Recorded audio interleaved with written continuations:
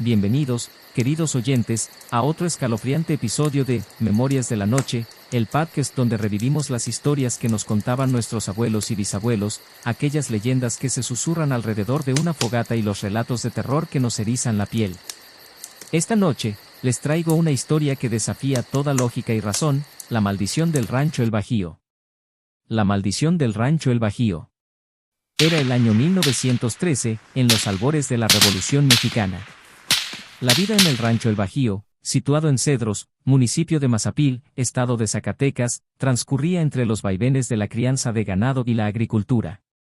Este rancho, que había pertenecido a mi familia por generaciones, era una extensión vasta y fértil, un lugar donde la vida seguía un ritmo pausado, lejos del bullicio de las ciudades.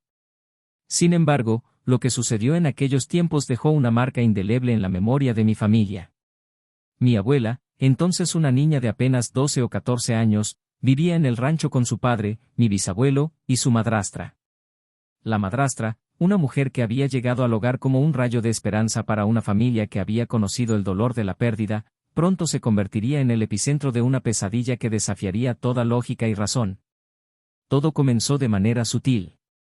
Mi abuela recordaba claramente cómo su madrastra, siempre tan amable y cariñosa, empezó a enfermar gravemente. La familia consultó a todos los médicos de la región, pero nadie podía encontrar una explicación para su condición. Día tras día, la salud de la mujer se deterioraba, y con ella, la tranquilidad de la casa. El cambio horrible. La enfermedad no solo se manifestó en el cuerpo de la madrastra, sino que también afectó su mente. Mi abuela describía cómo, en esos días oscuros, su madrastra cambiaba de personalidad de un momento a otro. Era como si una entidad desconocida se apoderara de ella. En un instante, la dulce mujer que conocían se transformaba en una figura aterradora. Su voz cambiaba, volviéndose gutural y llena de odio, lanzando insultos y blasfemias. Sus ojos, normalmente cálidos y acogedores, se agrandaban y su rostro adquiría una expresión casi demoníaca. Pero lo más aterrador era su cabeza, que giraba grotescamente hacia su espalda. Mi abuela contaba que, durante estos episodios, los trabajadores del rancho y mi bisabuelo intentaban calmar a la madrastra, pero ella exhibía una fuerza descomunal, una fuerza que ningún ser humano debería poseer. La única manera de sacarla de ese estado era golpeándola con un chirrión, un látigo cuya simple mención aún provoca escalofríos. Los latigazos eran tan fuertes que le dejaban marcas profundas, que tardaban meses en desaparecer. Este método bárbaro era la única solución que conocían, basada en historias de eventos similares que mi bisabuelo había escuchado. Con el paso del tiempo, y sin encontrar ninguna solución en la medicina convencional, mi bisabuelo decidió buscar ayuda en otros lugares. En aquellos tiempos, los brujos y curanderos eran una alternativa común cuando la ciencia médica fallaba. Desesperado, consultó a varios de ellos, pero sin ningún resultado positivo. Cada visita a un nuevo curandero aumentaba la desesperación y el temor de la familia. Fue entonces cuando mi bisabuelo oyó hablar de un lugar en Espinazo, Coahuila, y de un hombre conocido como el Niño Fidencio, quien tenía fama de realizar curas milagrosas. Sin dudarlo, emprendieron el viaje, recorriendo largas distancias con la esperanza de encontrar una solución. Sin embargo, a pesar del tratamiento recibido, no hubo ningún cambio en la condición de la madrastra. La desesperación alcanzó su punto máximo cuando, después de muchos intentos fallidos, dieron con un curandero en su propia región. Este hombre, con una presencia imponente y un aire de misterio, escuchó pacientemente la historia de mi bisabuelo. Después de un largo silencio, el curandero pronunció las palabras que cambiarían todo: la señora no se va a curar aquí. La enfermedad la tiene en su casa. Le hicieron un maleficio o trabajo, y ella seguirá sufriendo estos ataques mientras ese objeto esté allí.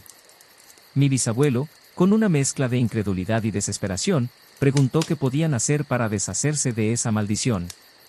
El curandero respondió con firmeza: deben ir de inmediato a su casa. Al cruzar el umbral de la puerta principal, deben excavar aproximadamente 1 metro. Ahí encontrarán el artefacto con el que le hicieron el mal. Sáquenlo de la casa y la señora sanará. Sin perder tiempo, regresaron al rancho y siguieron las instrucciones del curandero. Al llegar, los trabajadores y mi bisabuelo comenzaron a excavar justo en la entrada principal de la casa. La tensión en el aire era palpable, cada golpe de la pala resonaba como un eco siniestro en la quietud del atardecer. Después de un tiempo que pareció eterno, encontraron algo. Era un saco enterrado, pesado y envuelto de manera meticulosa. Al abrirlo, descubrieron su contenido, una muñeca. Pero no era una muñeca común. Estaba amarrada con alambres e hilos, y tenía agujas clavadas en diversas partes del cuerpo. Lo más aterrador era su cabeza, girada grotescamente hacia la espalda, imitando la espantosa transformación que sufría la madrastra. Mi abuela contaba que desde el momento en que extrajeron ese objeto maldito de la casa, su madrastra nunca volvió a sufrir otro ataque. La Paz, que había sido tan esquiva, finalmente regresó al rancho. Aunque las cicatrices físicas y emocionales tardaron en sanar, la certeza de que habían sobrevivido a algo sobrenatural se convirtió en una historia que se transmitió de generación en generación. A lo largo de los años, esta historia se ha contado y recontado en mi familia, siempre con el mismo escalofriante detalle. El rancho El Bajío sigue en pie, aunque ya no lo frecuentamos como antes. Sin embargo, cada vez que paso cerca de ese lugar, no puedo evitar recordar las palabras de mi abuela y el horror que debieron haber vivido.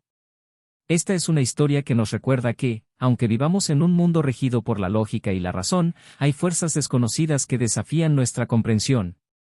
Fuerzas que, a veces, se manifiestan de las formas más aterradoras, dejando tras de sí un rastro de misterio y miedo. Y así, queridos oyentes, espero que esta historia les haya dejado una sensación de inquietud, y que la próxima vez que escuchen un crujido en la noche o vean una sombra moverse en la oscuridad, recuerden que hay cosas más allá de nuestra comprensión que acechan en los rincones más oscuros del mundo. Gracias por escucharnos. Si nos quieres contar alguna historia, por favor escríbenos a memoriasdelanoche@gmail.com.